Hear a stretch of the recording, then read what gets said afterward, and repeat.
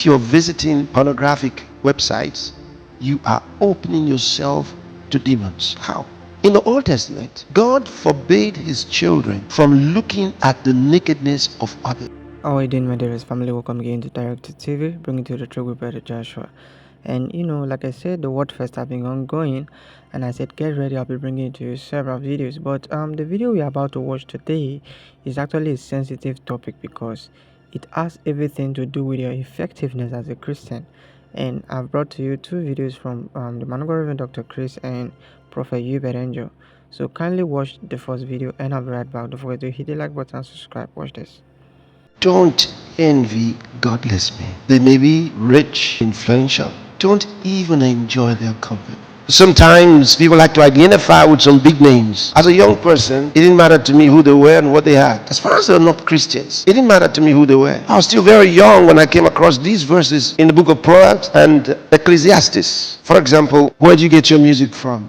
As long as they're connected to demonic inspiration, you're inviting demons into your life. Won't take long before you start experiencing demonic influences in your dreams. Your thoughts will soon become dirty. You will start fighting bad thoughts, either fear or thoughts of sexual nature, until you find that you are unable to read, to study, to even sleep without those thoughts filling your mind. How did you get them? You yielded yourself to the influence of godless men.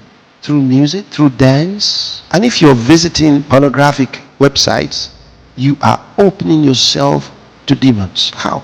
In the Old Testament, God forbade his children from looking at the nakedness of others. So pornography is not acceptable to God. You open yourself to demons. It's as fast as you snap your finger. How does Christ come into the heart of a man? When you believe in Jesus Christ, he comes into your heart. You don't see the process. All you do is you open your spirit to God, the Lordship of Jesus Christ, and bam, that's it. The light of God has come into your heart. The same process. You open those things that the demons have inspired. Once your heart goes out to them, that's it. You have demons following you and influencing you and making suggestions to you until they get into your mind as you continue such things and they start controlling you. How do you know you've come to the level of the control of demons? Number one, you will find anger, extreme anger. You start reacting sharply and angrily to correction, and that leads to hatred. These things are not consistent with Christians. But once you start having the influence of demons, they start coming in. And if that is allowed to continue, it gets worse. You want to see your own life have amazing results in a consistent way. Do these things that I'm telling you and push down all those other ones that have no true results. Alright, my dearest family, there you have it. So I would like you to equally watch what Prophet Uebert have to say concerning such a topic like this. I mean, you'll be blessed. So if you have been struggling with things like this, it is important you pay attention to some of these things shared by these men of God. Let me know what you think about today's video. Hit the like button, subscribe, and share. Do you understand most divorces are caused by pornography? Okay, you see, you're not getting me at all. You see, I can tell you're not even getting it. Let me explain, because you don't understand what I'm trying to say. So this one is so important. So you wonder what is happening. There is a thing called dopamine. Come on now. Which is outside for layman's terms. Which, what can I say to them? It's something released as a reward system for reaching a certain level. So listen to this. I'm using layman's terms. I used to hear, or we can go home. So the lower part, the lower brain of a man cannot distinguish between a real picture and reality. No, they didn't get it. Now I'm talking to men now. Let's go. So you women are saying, I hear opposite women. No, here I'm on men now. So the lower brain of the man cannot distinguish between reality and fiction. You can tell I'm looking at a pornographic picture, but the brain doesn't occlude like that. The brain says this is reality. Nah, you're not getting me at all. So it pushes the images, it pushes everything up, and the upper brain releases dopamine. Now you are in a mode of hounding. I'm feeling good, let's do this. Then when you do it, guess what? When you do it, whether you are on a masturbation spree or whatever you're doing, guess what happens? The brain cells responsible for dopamine are deactivated. Some of them are fried. So you kill them bit by bit. So you go to another picture and it pushes dopamine up. The producers of dopamine, some die. Because now you need another dose. The next time you come in, it receives receptors. They start developing other receptors to try and put a pattern that now we need more gratification now. We need more gratification. Do you know what you're doing now? You now need, let's say you produce 10% dopamine as a reward for what you are seeing and enjoying. Next time you come, it requires 50. Because what? The other receptors are dead. So it requires more cooperation now. So it keeps on dying until a real woman that you love is no longer attractive. Oh no, they didn't get it. Because on pornography, you can find the one with a big body, with a slim, short, big, tall. You can do whatever you want with a woman. They're not getting me, so I will go home. Now I'm preaching to men right here. So you can think you no longer love your wife. You can think your wife is no longer romantic. I know I use the word romantic in a different way than the word romantic. You can think you're no longer romantic or she's no longer as good as she used to be. No, check what you've been watching. It is the same thing. If you look at the rate of people that are addicted to masturbation, you realize something. Now, when you are in a masturbation mode, you are using all kinds of pictures in your head. Even women are involved. They do the same. You use this man with a 6-pack, today with an 8-pack, tomorrow with a 12. You can chisel 29 packs if you want. The brain will help you create that man. Guess what? The moment you finish, you wait. It loads again. And you go like, let's look for another one. Let me give you what they did, a result of scientific research. They used the rat. I know they didn't use a man, but I'm using that rat. They used the rat, they put a rat in a cage and put one female rat. They met. And immediately, like all other men here, no more men here. Immediately, the rat retreated in a corner and stayed there.